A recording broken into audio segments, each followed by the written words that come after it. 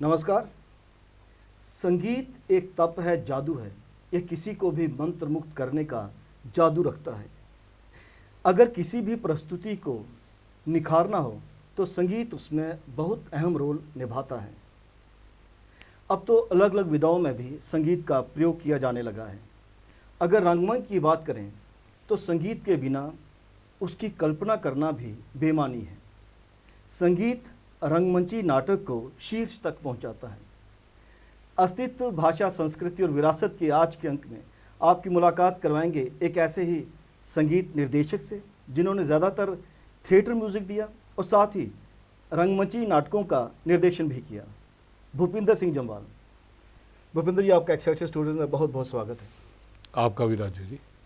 संगीत में कितना जादू है कि वो सभी को आकर्षित करता है। कहा जाता है कि अब तो म्यूज़िक थेरेपी भी स्टार्ट हो गई है। और रंगमंच में अगर संगीत की बात करें तो जैसा कि आपने अलग अलग नाटकों में संगीत दिया जो आज तक लोगों को याद है, विशेषकर अंधा युग में, तब एक और ही परंपरा हुआ करती थी, संगीत जो इस्तेमाल किया जाता था थिएटर म्यूज़िक की तरह। क्या कहना चाहेंगे आप? राजू जी, जहाँ तक थिएटर म्यूज़िक की हम बात करें तो म्यूज़िक है। संगीत की अपनी एक परिभाषा है। यानी कि संगीत, गायन, वादन, नृत्य, इसका जो त्रिवेणी संगम जिसे हम कहते हैं उसको संगीत कहते हैं। तो अब गायन की विधा में बहुत कुछ है, वादन है, जब परकशंस इंस्ट्रूमेंट्स हैं, साउंड्स हैं, और उसके बाद नृत्य है जो हमारी बॉडी है, जो अभिनय जिसे हम कहते हैं, मुद्राएं हैं कुछ। तो ये सारा एक दूसरे के साथ जुड़ा हुआ है। और रही रंगमंच संगीत, तो रंगमंच में, नाटक में हम जो संगीत का उपयोग करते हैं कि जैसे एक एक्टर है उसकी एक जैसे करैक्टराइजेशन है, काम करते हैं, उसी तरह नाटक की सिचुएशंस क्या हैं, नाटक में वो जो हम इडियम्स क्रिएट करते हैं कि एक सीन को दूसरे सीन के साथ जोड़ने का और उभारने के लिए, तो वो एक एप्रोप्रिएट जो म्यूज़िक में वही राग्स हैं, राग मालाएं हैं, स्वर का इस्तेमाल करते हैं, या साउंड, छोटी छोटी साउंड्स का इस्तेमाल करके, यानी कि उस चीज़ उसको उभार के वो जोड़ना, ऑडियंस के साथ एक पुल बनाना, उस माहौल को बनाना, उसको रंगमंच संगीत कहा जाता है। आपका इसकी तरफ रुझान कैसे हुआ? आपने शुरुआत मेरे ख्याल में नुक्कड़ नाटकों से की थी। तो नुक्कड़ नाटकों में तो संगीत बहुत अहम रहता है। नहीं, ऐसा नहीं। मेरी जो शुरुआत थी, देखा जाए तो बचपन से ही मैं, अब कहा जाए कि नेचुरल गाने के प्रति मेरा बड़ा था, गायन के प्रति था। तब हमें इतनी सिखलाई थी क्योंकि हमारी फैमिली में ऐसा कोई माहौल ही नहीं था कि भाई जैसे आज होता है ना कि हम थोड़ा सा गाते हैं, गुनगुनाते हैं तो पेरेंट्स प्रोत्साहन करते हैं कि चलो किसी गुरु के पास छोड़ दें।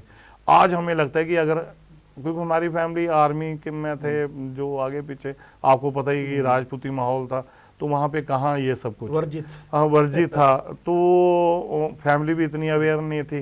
तो यह है कि स्कूल में बड़े पॉपुलर थे हम, छोटी क्लासों से ही, यानी कि थर्ड फोर्थ से ही जो फिल्में आनी, हमने रेडियो सुनना, रेडियो सुन के गाने सुनने, तो वही हमने वहाँ पे स्कूल में कापी को बजाना या कुछ करना, और अचानक ही ना ये चल रहा था सारा। लेकिन ये हम इसके प्रति, यानी कि ये हमें पे करेगा और हम इसके पर वो आएंगे, यही हमारा फील्ड होगा, ये उस टाइम नहीं मालूम था। तो वो शौकिया तौर पे रहा। फिर जब 12th हो गई, 12th के बाद हम जब GGM साइंस कॉलेज में गए, तो 12th के बाद ही मैंने, एक ग्रुप था हमारा जम्मू में, डुगर मंच, तो मोहन सिंह जी उसके साथ निदेशक थे। तो उनके जब मैं आया उनके पास, तो फिर वहाँ से जो मेरा शुरुआत हुई विधिवत तौर पे, हाँ, वहीं से शुरू, एज ए एक्टर शुरू हुई। अच्छा। जब एज ए एक्टर शुरू हुई तो वो जो अंदर का जो था गाने का, तो नुक्कड़ में हम डोगरी फोक सॉन्ग्स गाते थे सारे। तो जब हमने नुक्कड़ करना और गांव-गांव में जाना, तो डोगरी इकट्ठा करने के लिए हम वो डोगरी जो फोक सॉन्ग्स हैं वो गाने, और गाते गाते फिर एक बार मोहन सिंह जी से बात हुई जब सफदर हाशमी जी का देहांत हुआ ना, जब उनका, तो दिल्ली में एक जन नाट्य मंच की तरफ से एक बहुत बड़ा फेस्टिवल हुआ, 89 की बात है। तो वहाँ पे जब हम गए ना, तो वहाँ पे जब देखा बाहर के पूरे ऑल ओवर इंडिया और बाहर से ग्रुप्स आए हुए थे, तो हमारा भी जम्मू का ग्रुप था। पहली बार हम दिल्ली नुक्कड़ नाटकों के लिए गए। हमने सीमा पूरी, जामी मिलिया और भी जितने भी स्थान थे हमने वहाँ दिल्ली में शोज़ किए 3-4 दिन। तो वहाँ जब हमने देखा ना कि वहाँ का एक्टर जो भी ग्रुप है वो गा भी रहा है, वो नाच भी रहा है, वो बजा भी रहा है, तो मैंने मोहन सिंह से बात की। मैंने कहा जी कोई यहाँ जम्मू में इंस्टीट्यूट हो कोई ऐसा जहाँ मैं सीखूं। अच्छा। तो एक्टर को ये चीज़ों की ज़रूरत थी, कंप्लीट एक्टर बनने के लिए ये ज़रूरत थी। तो फिर मैंने म्यूजिक एंड फाइन आर्ट्स, मैंने GGM साइंस कॉलेज 2 साल लगाने के बाद मैंने वहाँ पे एडमिशन ले ली। अच्छा। म्यूजिक एंड फाइन आर्ट्स में, सिर्फ इसी वजह से। तो वहाँ जब सीखना शुरू किया तो फिर पता चलना शुरू हुआ कि राग क्या है, गायकी क्या है। तो वहाँ पे विधिवत तौर से सीखना शुरू हुआ। हमारे BS बाली साहब थे, उनसे मैंने सीखा। TK जलाली साहब थे, क्लासिकल वाचस्पति शर्मा साहब, PN रैना साहब, इन सब से मैंने सीखा। तो नुक्कड़ नाटकों से फिर प्रोसीनियम थिएटर की तरफ, फिर प्रोसीनियम उन्हीं दिनों 89, 91 की बात है। तो 90 में कवि रतन सर एक नाटक कर रहे थे 89-90 में, जिस लोर नहीं वेख्या वो जम्मिया ही नहीं, है ना। तो हम, हाँ, बड़ा पॉपुलर नाटक था। तो कवि सर के साथ हम जुड़े। तो नुक्कड़ तो हम कर ही रहे थे, लेकिन अब कवि सर का आपको डिसिप्लिन पता है, वो जो 4-6 महीनों का उनका एक प्रोसेस चला, उसमें मैं एक जावेद का करैक्टर कर रहा था उसमें। जो मेन जो होते हैं जावेद का एक करैक्टर था। तो वहाँ पे मेरी मुलाकात हुई मुश्ताक से। अच्छा। मैं कहना चाहूँ मुश्ताक का जो जम्मू में जब भी थिएटर की बात होती है तो 3 निर्देशकों का ही नाम लिया जाता है ज़्यादातर, एक रेफरेंसेस के तौर पर, बलवंत ठाकुर, मुश्ताक काक, दीपक कुमार। तो मुश्ताक जी कवि सर के भी स्टूडेंट ही थे। तो वो वहाँ पे सेट डिज़ाइन वगैरह कर रहे थे। तो उनका ग्रुप भी था अपना, तब मेरे साथ इतनी इंटरेक्शन नहीं थी। तो वही 89-90 में हमने जब एक दूसरे के साथ ना आना जाना उठना बैठना शुरू हुआ, तो वो कहने लगे मैं नाटक कर रहा हूँ। अच्छा। तो नाटक था उनका अंधेर नगरी चौपड़ राजा बच्चों के साथ। तो बहुत अच्छा नाटक हुआ उस टाइम। उनके साथ टीम बड़ी अच्छी थी, कपिल वारकू, अनिल वारकू, मैं तो तब हम नहीं थे, लेकिन नाटक कर रहे थे। तो फिर वो अंधेर नगरी चौपड़ राजा का उसने ना मुझे कहा कि तुम म्यूज़िक करोगे। मैंने कहा मुझे नॉलेज ही नहीं है, लेकिन क्या करना है क्या नहीं करना है, अब प्रोसीनियम है, ऐसे तो हम गाते भी जाते हैं। कहते हैं नहीं तुम करोगे। बस वो जो उसने मुझे प्रोत्साहन किया ना, तो वो स्टार्ट हुआ। और साथ ही उसका एक प्रोडक्शन चल रहा था देवयानी का। तब वो देवयानी, मरक्खे, अंधायु, हाँ, तो आप भी साथ ही थे।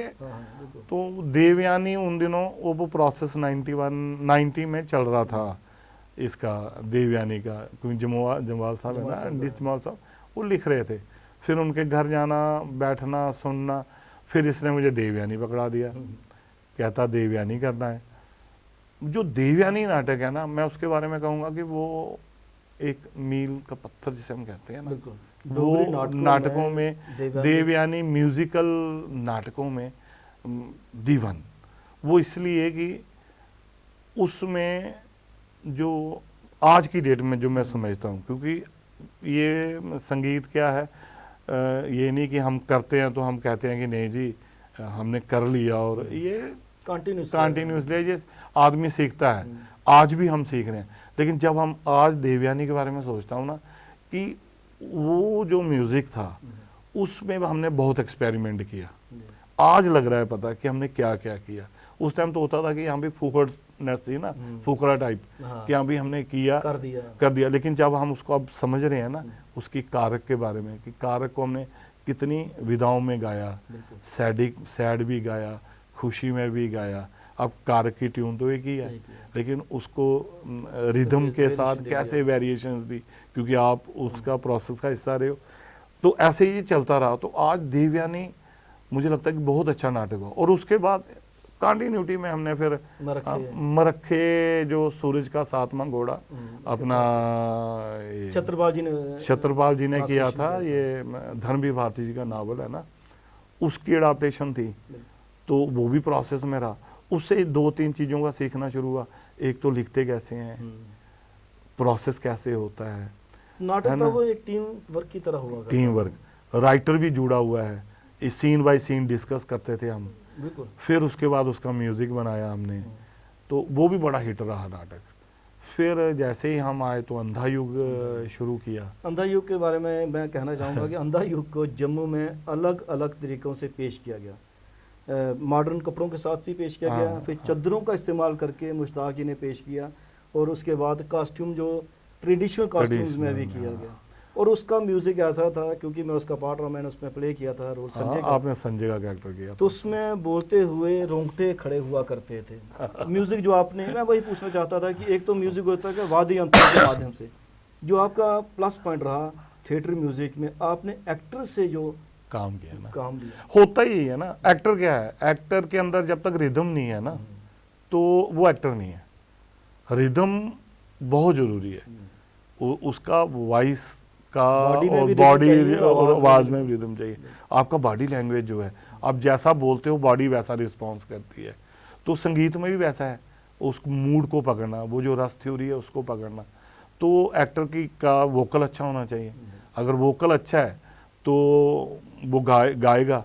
चाहे ये नहीं है कि हम क्लासिकल इतना वो करेंगे, लेकिन जितना हमें चाहिए उतना वो गा ले तो नाटक में चल जाता है।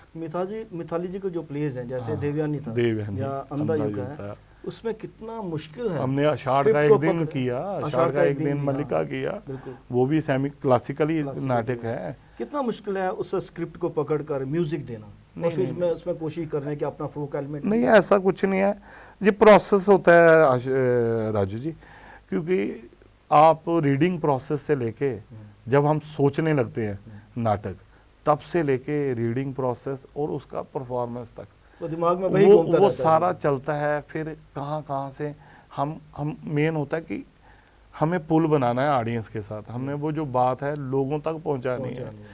उसका माध्यम क्या रहेगा, अगर थोड़ा सा भी हम हिल जाएं, बात हम कोई कर रहे हैं, बैकग्राउंड उसका कुछ चल रहा है, तो वो एक पूरे का पूरा एटमॉस्फेयर खराब कर देता है। अब रही बात अंधा युग की, तो अंधा युग में जब फर्स्ट टाइम मुझे स्क्रिप्ट दी गई तो मैं भाग गया, मुझे समझ ही नहीं आए नाटक। टफ नाटक है, टफ नहीं था, टफ तो ऐसी बात नहीं थी। जब पढ़ना शुरू किया तो, क्योंकि हम लोग तो कोई ट्रेनर तो है ही नहीं कि हमें कहीं ट्रेनिंग भी कि भाई बड़ी बड़ी, हमने जो अपने सीनियर से सीखा, यानी कि मोहन सिंह जी से जो मिला, कबीर रतन सर जी से जो मिला, या मुश्ताक से हमें जो क्राफ्ट की सेंस मिली, नाटक करने की सेंस मिली, है ना। कलसी साहब थे, दीपक जी को देखा है, यानी कि सभी को देखा सुना, पढ़ा, खास करके पढ़ा बहुत कि भाई बाहर जो नाटक हो रहा है कैसे हो रहा है, क्यों हो रहा है। तो वो सारा पढ़ने के बावजूद वो जो अंदर फील किया, उसी ने हमें सिखाया कि जो NSD में लोग पढ़ाते थे उनको पढ़ा, उनके आर्टिकल्स पढ़ने, ये पढ़ना, तो वो सारा करके वे। अब मैंने फिर बीबी कारण साहब के साथ भी काम किया, तो उनसे कुछ मिला, जो सीखने को मिला। तो ऐसे ही एक चलता रहा प्रोसेस। अंधा युग क्या हुआ, अंधा युग जब पकड़ा तो अंधा युग मैंने छोड़ के भाग गया, मैंने कहा नहीं होगा। और ऊपर फ्री वर्स था, सारा कथा गायन सारा फ्री वर्स था। लेकिन मैं एक बार दिल्ली गया तो मैंने एक इंटरव्यू में मुश्ताक के साथ था, तो मैंने वही मुश्ताक को शेयर किया कि तो वहाँ GN कौशल साहब थे। वो तो GN कौशल सर हमारे गुरु ही थे, मुश्ताक उनको बहुत मानते हैं। तो जब मुश्ताक के साथ मैं था तो मेरे साथ भी रिलेशन अच्छे थे। तो उन्होंने मुझे कहा, मैंने उनसे एक दिन, मैं जयपुर से आ रहा था टूर करके, तो 90 की बात है, 92 की बात। तो बच्चे होटल में रहे, जो हमारे आर्टिस्ट थे, मैं NSD चला गया। तो मैंने कहा गुरुजी ऐसे ऐसे हम नाटक कर रहे हैं, तो नाटक पकड़ में नहीं आ रहा, थोड़ा सा इसको मुझे बताइए कि क्या। उसने कहा एक काम कर, वो बजाज बिजू भाई प्रोडक्शन कर रहे हैं, तुम देखो जाके। अच्छा। मैंने कहा सर देखने का टाइम नहीं है, मेरी शाम को ट्रेन है, आप थोड़ा सा आइडिया दो। कहते तुमने क्या सोचा? मैंने कहा सब पहला ही नहीं समझ आ रहा, टुकड़े टुकड़े टुकड़े टुकड़े। तो कहते टुकड़े टुकड़े है क्या? उन्होंने इस ढंग से बोला, उन्होंने ना शब्द को इस तरह से यूज किया, टुकड़े टुकड़े टुकड़े टुकड़े टुकड़े टुकड़े। वो बोलते कि, मैंने कहा सर बस मिल गया। मैं सर बस। कहते क्या हुआ? मैंने कहा मिल गया। मैंने उसी वक्त ना उनको ना उसकी ट्यून सुनाई, तो वो कहते यार ये तो बड़ा अच्छा बन गया। फिर मैंने जैसे ही जम्मू पहुंचा मुश्ताक, मैं कहा अब नाटक है। फिर मैंने मुश्ताक को कहा था, मैंने कहा नहीं अब नाटक करते हैं। क्योंकि जब अंधा युग हुआ तो फिर हम सब ने मिलके ना, आप थे जब, जितने सीनियर हमारे थे, हमने बहुत अच्छा प्रोडक्शन हुआ। और उसमें एक डुग्गी का इस्तेमाल किया हमने, सिर्फ शंख, डुग्गी और एक्टर। मिनिमम प्राप म्यूजिक इंस्ट्रूमेंट्स मिनिमम नहीं, आज भी इस जो हमारे जम्मू में हमारे जो आगे बच्चे आए हैं, जो सीख के आए हैं, बड़ा अच्छा काम कर रहे हैं म्यूज़िक को लेके। खास करके अभिषेक ने बड़ा अच्छा काम करा है। इफ्रा सीख के आई है, उसने बड़ा अच्छा काम करी है। इवन और जो लड़के हैं बहुत अच्छा काम कर रहे हैं। सिर्फ अब ये है कि अब वो माहौल जो है थोड़ा सा डिफरेंट हो गया। जो प्रोसेस में नाटक बनता था वैसा प्रोसेस वाला खत्म हो गया। अब हमारा भी यही हो गया कि अब इतने नाटक किए हैं, डायरेक्शन में भी, उसके बाद डायरेक्शन में आया। हाँ, 2001 में मैं फिर ना डायरेक्शन में आ गया। तो काफ़ी नाटक किए। पहले भगवान परशुराम किया, फिर उसके बाद एक लड़ाई और एक नाटक था मोहन सिंह जी का, वो किया। अपनी डफली अपना राग, वो मीडिया नाटक था इसका यूरोपीज का, वो किया। दूरदर्शन के लिए भी किया और इसके लिए भी अपने एकेडमी में जो एनुअल ड्रामा फेस्टिवल था उसमें किया। फिर टेंसी विलियम किया। अलग अलग नाटकों से आपने एक्सपेरिमेंट किया। काफ़ी नाटक किए जी। आप क्या समझते हैं कि जो आपके दौर में, आपका दौर तो दौर तो किसी का नहीं होता, उस दौर में जब थिएटर म्यूजिक की बात हुआ करती थी बाकायदा, जैसे अंधा युग हुआ, देवयानी हुआ, मरक्के हुआ, आषाढ़ का एक दिन हुआ, उसके बाद कैरेक्टर्स की तो बात होती है जो परफॉर्म करते हैं, साथ में थिएटर म्यूजिक की भी बात हुआ करती थी। आज के दौर में अगर होता है, जैसे आपने इफ्रा का नाम लिया, अभिषेक भारती जी का नाम लिया, और रविंदर का नाम, लोग काम कर रहे हैं उस दिशा में। बहुत काम कर रहे हैं। लेकिन थोड़ा सा ना अब ये है कि एक्सपेरिमेंट कुछ नहीं होता राजू जी। ये सिर्फ एक शोशा बना हुआ है एक्सपेरिमेंट। मेन होता है कि हमें चाहिए क्या, रिक्वायरमेंट चाहिए, उसको आप ईडीएम कुछ भी दे दो। आज लोग ईडीएम की खा रहे हैं, आपको तो पता ही है, ईडीएम की खा रहे हैं कि भाई शोशा ये प्रेजेंट कर दिया। लेकिन है क्या, है तो वही चीजें है ना, बेस तो वही है। उसको आप किस ढंग से, मेन है कि कंटेंट जो है, आज कंटेंट खत्म हो रहा है, स्क्रिप्ट का कंटेंट ही खत्म हो रहा है। आज डायरेक्टर उभर के आए हुए हैं, यानी कि डायरेक्टर हावी हो चुका है कंटेंट पे।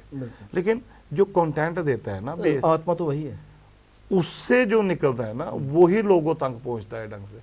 आप जितनी मर्जी खड़बिलियाँ मारो, जो मर्जी करो, वो चीजें आम लोगों तक नहीं पहुंचती, वो सिर्फ हवा तक रहती हैं।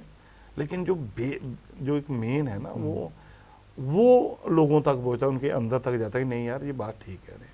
जो आजकल नाटक कर रहे हैं, खासकर जो युवा पीढ़ी के निर्देशक हैं, उनको आप क्या कहना चाहेंगे कि फोक एलिमेंट का भी इस्तेमाल किया करें बीच में, क्योंकि हमारा अस्तित्व तो वही है। पहली बात है कि पहले तो फोक को समझना पड़ेगा जी। हमारा जो, अगर हमारी अपनी स्टेट की बात करें तो पहले उसको समझो कि है क्या, रिसर्च चाहिए इस पे।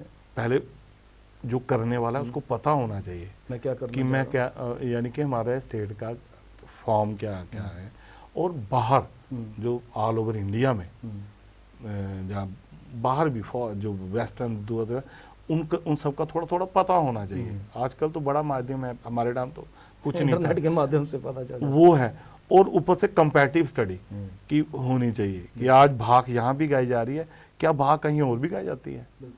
अगर कारक शैली है तो कारक शैली में ऐसा क्या है और क्या ऐसी विधा कहीं और भी है, वो सारा कुछ देख के फिर वो जो बात बनती है ना, फिर आप अपनी ओरिजिनल पेश हाँ करें। हाँ, वो बहुत ज़रूरी है।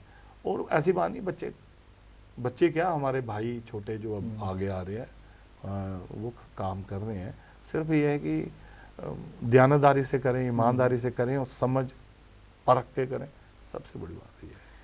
थिएटर सबसे जो बेहतर चीज़ देता है वो देता है ऑप्टिमिज्म। आदमी को ऑप्टिमिस्ट होना ही चाहिए, चाहे हालात जैसे कोई भी हो। अलग अलग हालातों में भी थिएटर के माध्यम से जो कॉन्फिडेंस पैदा होता है जी जी, उसी का मुजाहरा किया जाता है। बात यही तो थिएटर एजुकेशन भी देता है। थिएटर एजुकेशन मैंने पढ़ाया हुआ है, थिएटर बिल्कुल। सारा थिएटर एजुकेशन में, जब यानी कि हम जब तक हमारी पर्सनैलिटी डेवलपमेंट जिसे हम कहते हैं, आपको कॉन्फिडेंस आता है, बिल्कुल। आपको पता चलता है कि हम कहाँ खड़े हैं। अब थोड़ा सा थोड़ी मसरूफियात की वजह से हमारा नाटक बीच में गैप आ रहा, लेकिन हम हर साल एक नाटक करते ही हैं और ऐसी बात नहीं है, करेंगे।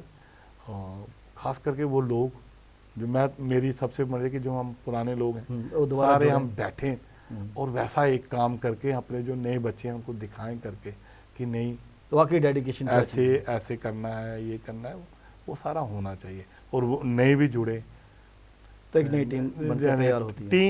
टीम तो ये चलता रहता है सिलसिला, आते जाते रहते हैं। आपको पता कितने लोग हमारे साथ जुड़े, यानी कि 30-35 साल हो गए प्ले के लिए एक टीम तैयार होती है। तो कितने, और एक नाटक बनता है तो एक करैक्टर जो पहले शो में करता है और 3-4 शो तक तो वो करेगा, हो सकता है उसकी मजबूरी हो तो उसके साथ दूसरा चेंज रिप्लेसमेंट आ जाती है। वो एक चलता रहता है प्रोसेस सारा। चलिए, उम्मीद करेंगे कि जैसे आपने कहा कि आत्मविश्वास पैदा होता है और आत्मविश्वास हमें बेहतर नाटक करने के लिए प्रोत्साहित भी करता है। आप एक्सेप्शनल स्टूडेंट में आपका बहुत बहुत धन्यवाद। आपका शुक्रिया कि आप लोगों ने हमें जो ये बुलाया, नहीं तो मैं ऐसे कभी आता नहीं हूँ, आपको पता है मेरी नेचर का। चलिए, थिएटर म्यूजिक बहुत अच्छी बात है, बहुत बहुत धन्यवाद। Thank you ji, thank you. अस्तित्व, भाषा, संस्कृति और विरासत के आज के अंक में आपने मुलाकात देखी और सुनी बातें थिएटर म्यूज़िक के हवाले से, या म्यूज़िक थिएटर में जो दिया जाता है उसके पीछे का बैकग्राउंड क्या रहता है। अब कैमरा पर्सन करण सिंह के साथ राजेश्वर सिंह राजू को दीजिए इजाज़त। नमस्कार।